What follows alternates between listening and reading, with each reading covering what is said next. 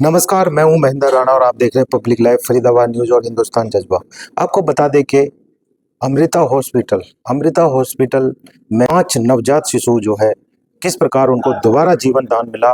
आइए बात करते हैं यहाँ पे जो अमृता हॉस्पिटल के जो डॉक्टरों की टीम है उनसे बात करेंगे और जानकारी लेंगे कि किस प्रकार डॉक्टर की टीम को जो है बहुत बड़ी सफलता मिली है और उन बच्चों को दोबारा जो है जीवन दान मिला है। बात करेंगे। हमारे साथ में है नवजात शिशु रोग विशेषज्ञ, हमारे साथ में जो डॉक्टर हेमंत शर्मा जी हैं, उनसे बात करेंगे और आपको बता दें कि 5 बच्चों को, नवजात बच्चों को जो नया जीवन मिला है, क्या क्या प्रॉब्लम थी उसके बारे में बात करेंगे। डॉक्टर साहब, स्वागत है आपका। धन्यवाद आपका। ये 5 बच्चों को कॉन्जेनिटल डायफ्रेटिक हर्निया था। डायफ्रेटिक हर्निया का मतलब ये होता है जो एक पेट को और छाती को डिवाइड करने वाली एक पर्दा होता है, वो बच्चे का पर्दा खराब था, जिसकी वजह से जो पेट के अंग थे वो छाती में घुस गए। जब वो छाती में घुस गए तो फेफड़े बनने की जगह नहीं बची और जिसकी वजह से बच्चे को पैदा होने के बाद सांस में तकलीफ आई। ऐसे बच्चे थोड़े कॉम्प्लिकेटेड होते हैं क्योंकि फेफड़े जरूरी हैं। बच्चा जब माँ के पेट में होता है तो माँ सप्लाई करती है ऑक्सीजन, जब बच्चा बाहर आता है तो उसको अपने आप से सांस लेनी है, अपने आप से ऑक्सीजन पहुंचानी सारे शरीर में, पर फेफड़े तो है नहीं, फेफड़े कम बने हुए हैं तो ऑक्सीजन नहीं बन पा रही। ऐसे में हमको इमीडिएटली बच्चे को इंट्यूबेट करना पड़ता है और जब ये लेट हो जाते हैं तो क्योंकि ऑक्सीजन तो फेफड़े तो बने नहीं है, तो जो पल्मोनरी प्रेशर्स कहते हैं, जो छाती के नस का बीपी बहुत बढ़ जाता है और जिसकी वजह से ऑक्सीजन में प्रॉब्लम आती है।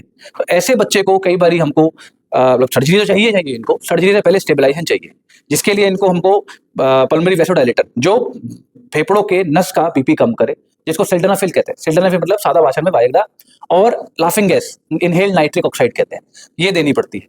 अगर ये नहीं देंगे तो फेफड़े खुलेंगे नहीं, फेफड़े की नस नहीं खुलेंगी। और दूसरी बात यह है कि इनका बीपी भी बहुत कम हो रहा होता है, जिसकी वजह से इसका राइट हार्ट फेलियर होता है, मतलब कि लंग हार्ट भी फेल करने लगता है। तो फेफड़े फेल करते हैं, लंग फेल करते हैं। ऐसे बच्चे को स्टेबलाइज करना बहुत मुश्किल है और जब ये स्टेबलाइज होने में 2-3 दिन लगते हैं, उसके बाद में इतने छोटे बच्चे की सर्जरी करना अपने आप में बहुत मुश्किल है, क्योंकि नस भी बहुत छोटी है। 1 किलो 800 ग्राम, 2 किलो 2.5 किलो बच्चे का सर्जरी करना बहुत अपहिल टास्क है, बहुत मुश्किल है।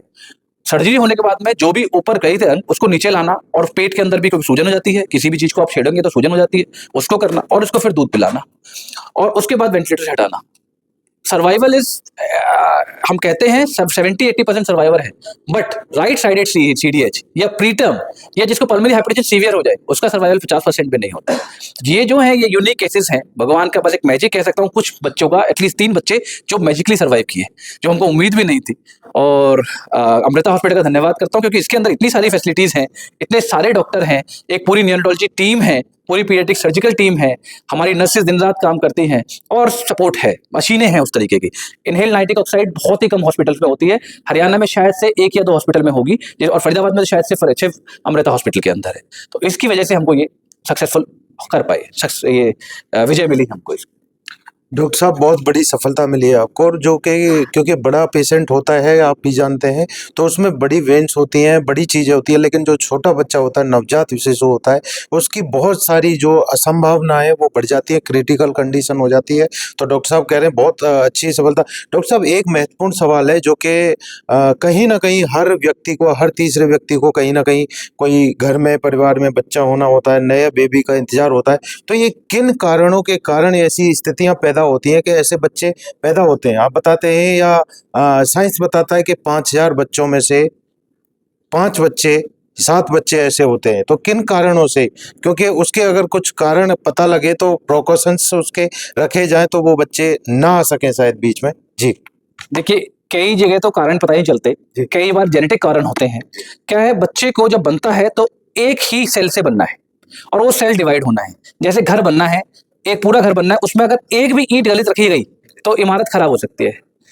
तो कई बार बच्चों का एक सेल का डिवीजन में फर्क आ गया, या फिर जब वो बन रहा था तो कोई और डिस्फंक्शन हो गया, या मदर को बुखार आ गया, या कोई और जेनेटिक वेरिएशन हो गई, उसके कारण से हो जाता है। कुछ कुछ तो सिंड्रोम बन जाते हैं जिसको बचाना बहुत ही मुश्किल है, पर जैसे सीडीएच इज नॉट अ सिंड्रोम, अगर सिंड्रोमिक नहीं है, मतलब और अंग ठीक है, फिर ये बच्चे बचने के चांसेस है 70-80-90% भी बचने के चांसेस है, डिपेंडिंग कि कितना मुश्किल था।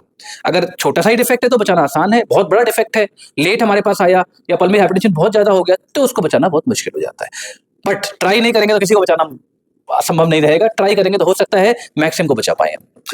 तो अभी जो बच्चे हैं, जो नवजात शिशु हैं, वो बिल्कुल स्वस्थ हैं डॉक्टर साहब? पांचों के पांचों बिल्कुल ठीक है, और 4 तो अपने घर चले गए हैं, एक बच्चा अभी भी है और वो वेंटिलेटर से हट गया है, तो ये हमारे लिए बड़ी खुशी की बात है। तो अमृता हॉस्पिटल की टीम को बहुत बड़ी जो है सफलता मिली है। कह सकते हैं, यस, ये तो बड़ा एक मैजिकल सफलता है हमारे लिए। हम भगवान का शुक्रिया अदा करते हैं इसके लिए। Thank you. बहुत बहुत धन्यवाद। हमारे साथ में थे डॉक्टर हेमंत शर्मा जी। तो फिर से स्वागत है। अगले क्रम में हमारे साथ में है, आपको बता दें, अमृता हॉस्पिटल से, और हमारे साथ में है डॉक्टर नितिन जैन जी।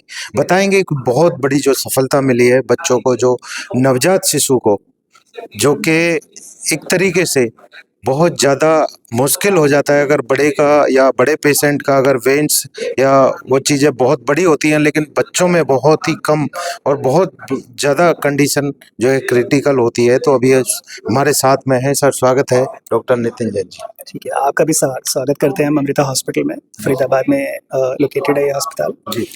तो हमने आपके माध्यम से हम बताना चाहते हैं कि पिछले 3 से 3.5 महीने में हमने 5 बच्चे जिनको कंजेनिटल डायफ्राग्मेटिक हर्निया था, उनको हमने ट्रीट किया है। सफलतापूर्वक उनको हम डिस्चार्ज कर पाए। सबसे इम्पोर्टेंट है ये जानना कि एक्चुअली बीमारी होती क्या है।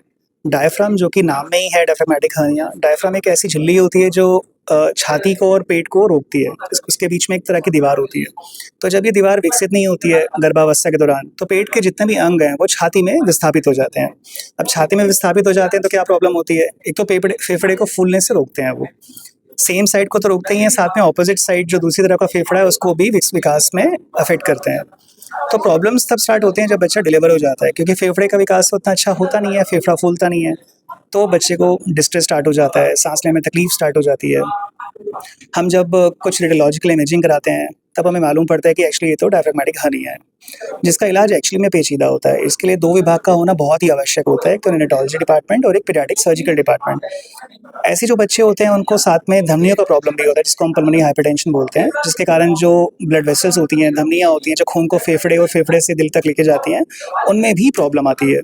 तो ऐसे में हमें कई बार बच्चे को ऑक्सीजनेट करना पड़ता है, इंट्यूबेशन करके, वेंटिलेटर सपोर्ट पे डाल के, प्रेशर धमनियों में कम करके, और एक बार बच्चा सेटल्ड हो जाता है, स्थिर हो जाता है, स्टेबलाइज्ड हो जाता है, उसके बाद सेकंड काम आता है एक कॉम्प्लेक्स सर्जिकल प्रोसीजर का। हमने ऐसा देखा है कि जो लेफ्ट साइड के सीडीएच होते हैं वो थोड़ा इजी होते हैं ऑपरेट करना as compare to right side के सीडीएच में, जब कंटेंट लीवर अगर होता है तो। एक तो पल्मोनरी हाइपरटेंशन का तो प्रॉब्लम है ही, मान लो लीवर भी अगर छाती में आ गया और वो घूम गया अपने ऊपर, तो उसकी भी जो शिराएँ धमनियाँ होती हैं वो भी अफेक्ट होती हैं, तो प्रॉब्लम और पेचीदा हो जाती है।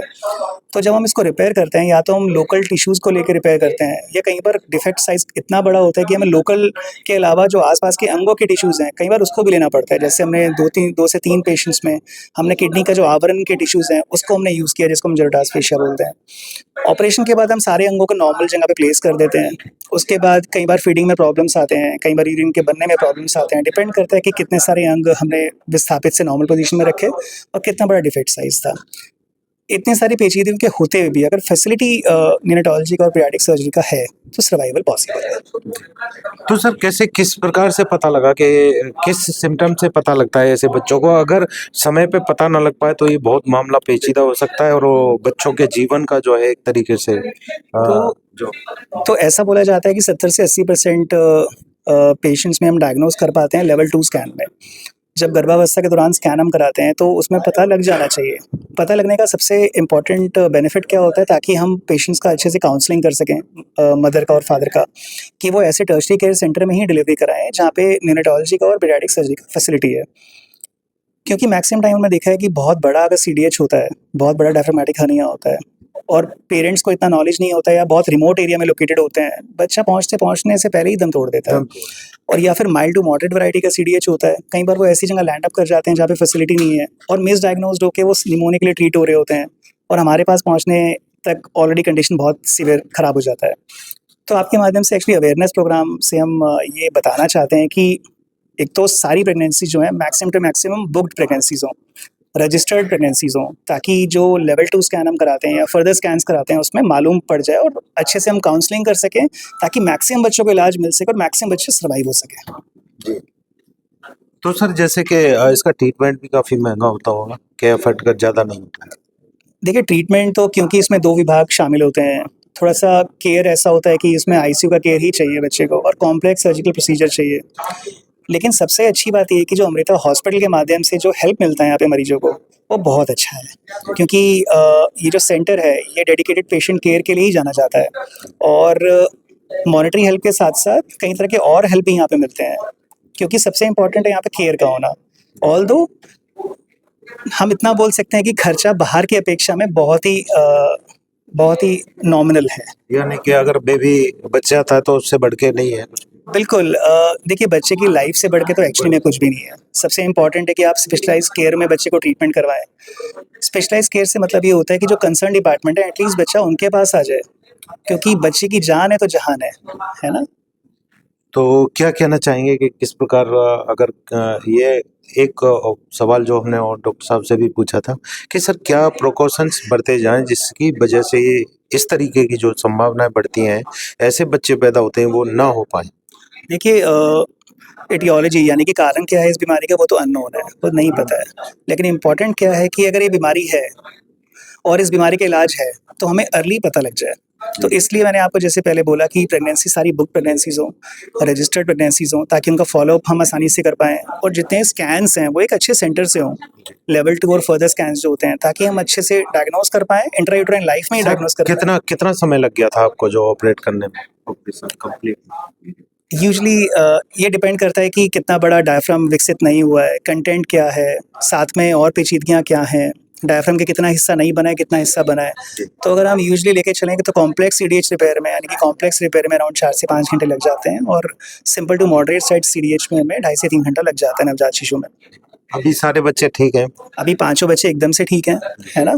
और उनको हम रेगुलर फ़ॉलोअप के लिए ओपीडीज़ में अपने बुलाते हैं। क्या क्या कहना चाहेंगे जो डॉक्टर नितिन जैन जी हैं, क्या कहना चाहेंगे? बहुत बड़ी सफलता मिली अमृता हॉस्पिटल की टीम को, डॉक्टर। बिल्कुल, सफलता तो एक्चुअली बड़ी है, और मैं ये मानता हूँ कि ये सफलता एक्चुअली में पॉसिबल ना होती अगर अमृता हॉस्पिटल में, जो अमृता हॉस्पिटल को संभालने के लिए जो अध्यक्ष हैं, या जो यहाँ के डायरेक्टर हैं, यहाँ के जो केयर टेकर्स हैं, वो अगर मदद ना करें तो ये सफलता मैं बोलूँगा कि पूरी नहीं है।